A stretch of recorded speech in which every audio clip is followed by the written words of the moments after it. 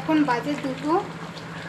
সবাই হয়তো খেয়ে দিয়ে অলরেডি শুয়েই পড়েছে দুপুরের একটা করে ঘুম দিয়ে, আর আমার এখনও রান্নাই হয়নি। ভাবো একবার।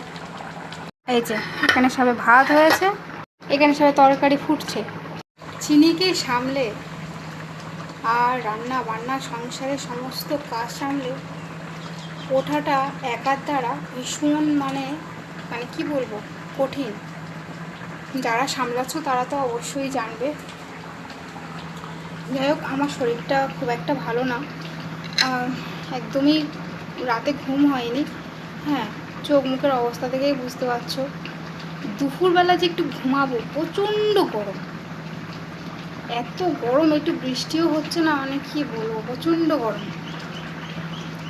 চিনি তো কুলার, ফ্যান, টেবিল ফ্যান 3টেই ওর মাথার ধারে, ও আরামসে, ওকে কোনো কষ্ট পেতে দিই না আমি কষ্ট পাবো, মানে আমি ওর বাবা কষ্ট পাবো, কিন্তু আমার মেয়েকে কোনো রকম কষ্ট আমি পেতে দেবো না।